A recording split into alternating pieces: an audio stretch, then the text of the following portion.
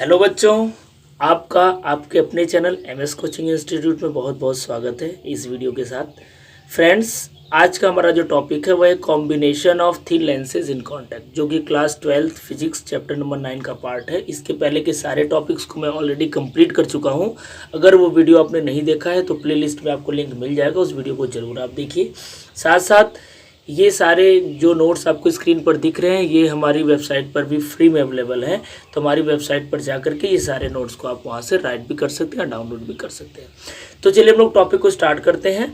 हमारा जो टॉपिक है combination of thin lenses in contact, तो हमारा जो सिलेबस है, सिलेबस में हमको थिन लेंसेज के बारे में ही पढ़ना है। अब कॉम्बिनेशन का मतलब क्या होता है कि अगर हम लोग एक से ज़्यादा लेंसेज को अगर एक साथ रखें तो उसी को क्या बोलते हैं, कॉम्बिनेशन बोलते हैं। तो सपोज करो कि अगर एक से ज़्यादा लेंस अगर हम लोग कांटेक्ट में रखें और ये सारे लेंस को एज्यूम करेंगे कि वो थिन लेंस है, तो उनका जो नेट फोकल होगा वो हम लोग क्या करेंगे, डिराइव करेंगे, और नेट पावर क्या होगा, डिराइव करेंगे। वैसे नॉर्मली आप देखते होंगे कि जब आप किसी आइज़ वाले डॉक्टर के पास जाते हो, आपको आँख में चश्मा अगर लगवाना होता है तो देखते हो कि आप अलग अलग लेंस का कॉम्बिनेशन वो लोग बना बना करके चेक करते हैं। एक साथ 2 या 3 तक लेंस को यूज़ करते हैं वो लोग, और आपको दिखाते हैं कि आप अच्छे से जो अल्फ़ाबेट वो सामने दिखाते हैं, आप उसको देख पाते हो कि नहीं देख पाते हो। तो कुछ ऐसा ही कॉम्बिनेशन होता है जैसा भी हम लोग पढ़ने जा रहे हैं। ठीक है, तो चलिए हम लोग टॉपिक को स्टार्ट करते हैं। अब यहाँ पर देखिए हम लोग 2 लेंसेज फिलहाल कंसीडर करेंगे, फिर एल लेंसेज के लिए निकालेंगे। तो मैं यहाँ पर लिखा हूँ, let 2 lenses A and B of focal length f1 and f2 placed in contact with each other. यानी हमने 2 लेंस लिया, एक का फोकल लेंथ f1, एक का फोकल लेंथ f2। पहले वाले लेंस का नाम a हमने रखा, दूसरे वाले लेंस का नाम b रखा। उन दोनों को हमने क्या किया, कंबाइन करके एक साथ रखा हुआ है। An object is placed at point o beyond the focal of the first lens a। तो ऑब्जेक्ट जो होगा पहले लेंस के सामने हम लोग रखेंगे पॉइंट o पर, जो बियॉन्ड द फोकल लेंथ होना चाहिए। First lens produces an image as I dash virtual image बोलेंगे, अभी मैं इसको समझाऊंगा आपको डायग्राम के through. which serve as the virtual object for the second lens B producing the final image at I। अब इसका मीनिंग क्या, देखिए इस डायग्राम के थ्रू समझिए जो मैं भी लिखा हूँ, इस बात को मैं क्या लिखा हूँ। देखिए ये 2 लेंसेज भाई हमने कंसीडर किया, एक लेंस A है, एक B है। पहले का फोकल लेंथ f1 है, दूसरे का फोकल लेंथ f2 है। अब ये दोनों लेंस इतने कांटेक्ट में रखे गए हैं कि इन दोनों का जो हम लोग पोल जो लेंगे वो क्या लेंगे, सिंगल लेंगे। जैसे इस लेंस का अलग पोल होता है, इसका अलग होता है, लेकिन दोनों को जब हमने कंबाइन करके रखा तो ये दोनों इतने थिन है कि दोनों को हम लोग कंबाइंडली पोल क्या ले लेंगे, पी लेंगे। अब f1 जो पहला आपका लेंस है जिसका फोकल लेंथ f1 है, जिसका नाम हमने a रखा है, इसके सामने हम लोग क्या करेंगे, एक ऑब्जेक्ट रखेंगे। अब देखिए इसका रे डायग्राम कैसे, बहुत सिंपल। अगर इसके पहले का टॉपिक आपने पढ़ा हुआ तो ये रे डायग्राम आपको बहुत ईजिली समझ में आ जाएगा। अगर o से रेस पास करेंगी, जैसे ही पहले लेंस से टकराएगी तो यहाँ पर जैसे हम लोग नॉर्मल बनाएंगे, बहुत सारे डायग्राम को हम लोग कॉम्प्लिकेटेड नहीं कर रहे हैं, बस इसको नॉर्मल वे में बना रहे हैं। इसके पहले रे डायग्राम को मैं अच्छे से पिछले टॉपिक में समझाया हूँ, वो आपको आई होप समझ में आया होगा। अगर वीडियो आपने देखा है तो, नहीं देखा तो एक बार जरूर आप टॉपिक को देखिए।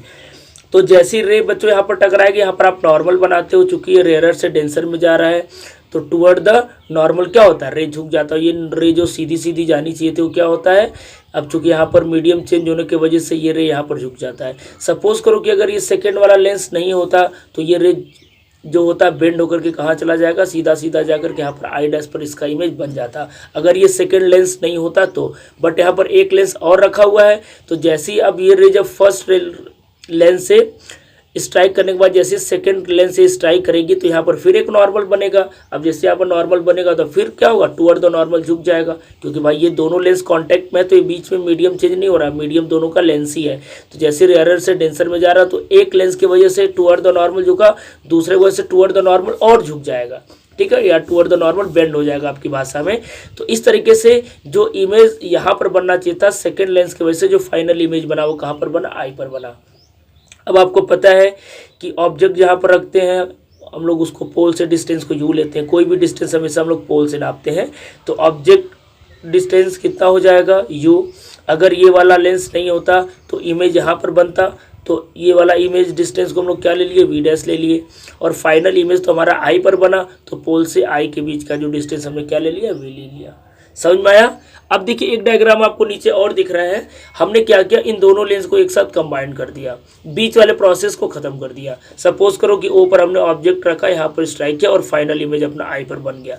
यानी इन दोनों को एज अ सिंगल लेंस अगर हम लोग कंबाइन करके लिखें और इन दोनों का अगर कॉम्बिनेशन का हम लोग फोकल लेंथ क्या मान लें, एफ ई मान लें, तो उस कंडीशन में पोल से ऑब्जेक्ट का डिस्टेंस यू हो जाएगा, इमेज का डिस्टेंस भी हो जाएगा। यानी जो आई डैश वाला प्रोसेस था, बीच का जो प्रोसेस है हमने खत्म कर दिया। ठीक है, तो इस तरीके से आपका ये डायग्राम बन गया।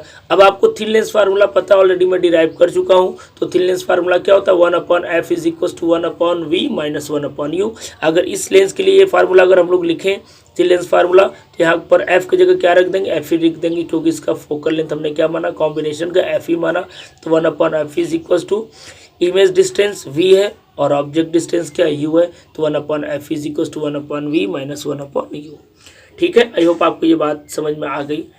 अब चलिए हम लोग क्या करेंगे, इन दोनों लेंसेज के लिए थिन लेंस फार्मूला यूज़ करेंगे, लेंस ए के लिए और लेंस बी के लिए। तो देखिए इस चीज़ को मैं लिखा हुआ हूँ, आपको बहुत अच्छे से समझ में आ जाएगा, कोई प्रॉब्लम नहीं होगा।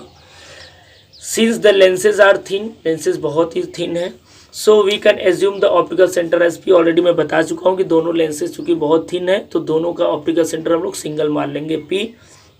Image form by the first lens A, अगर फर्स्ट लेंस के द्वारा अगर इमेज जो फॉर्म हो रहा है उसके हिसाब से अगर हम लोग निकालें तो आपको पता है, देखिए पहले लेंस की वजह से हमारा इमेज कहाँ पर बन रहा है, आई डैश पे बन रहा है। तो अगर हम लोग पहले लेंस के लिए फार्मूला यूज़ करें थिन लेंस फार्मूला, तो फार्मूला वही होता है ना भाई, 1/f is equal to 1/v minus 1/u। लेकिन पहले लेंस के लिए यूज़ करें तो पहले लेंस का फोकल लेंथ क्या f1 है, तो f1 मान लिया। अब देखिए पहले लेंस के लिए अगर बात करें हम लोग, तो इमेज कहाँ पर बन रहा है, आई डैश पे बन रहा है, तो इमेज डिस्टेंस क्या हो जाएगा, v डैश हो जाएगा।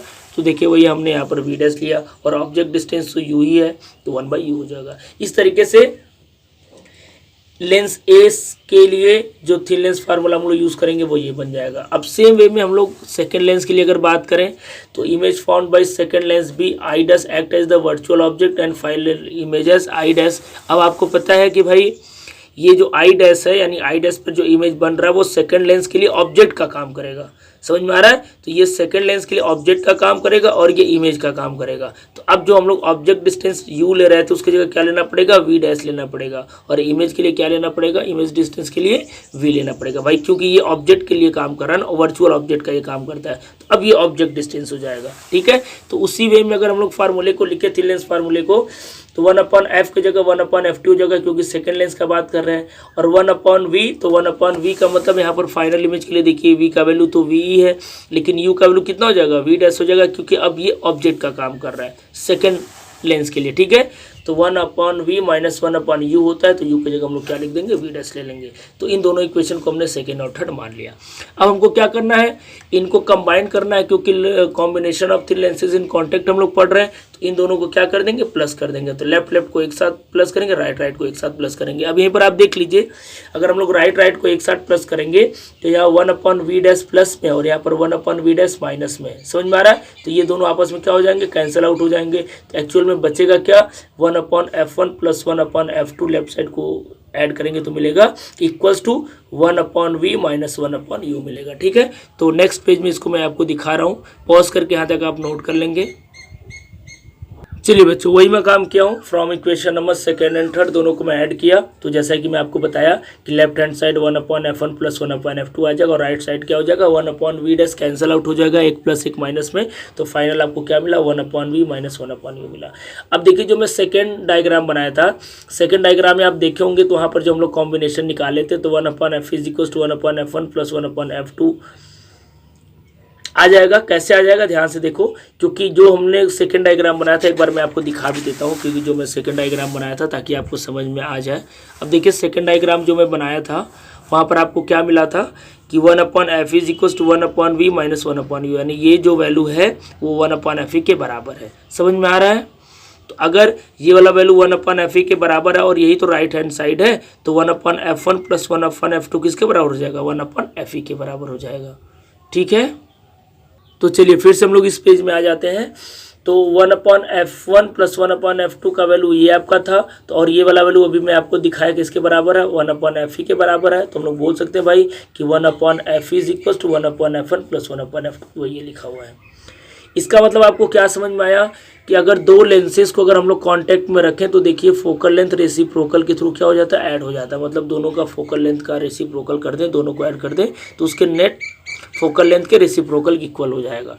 इस तरीके से अगर मान लेते हैं कि एक से ज़्यादा लेंसेज हैं तो क्या हो जाएगा, सिंपली आप इसमें ऐड करते जाओ 1/f3 प्लस 1/f4 ऐसे करके।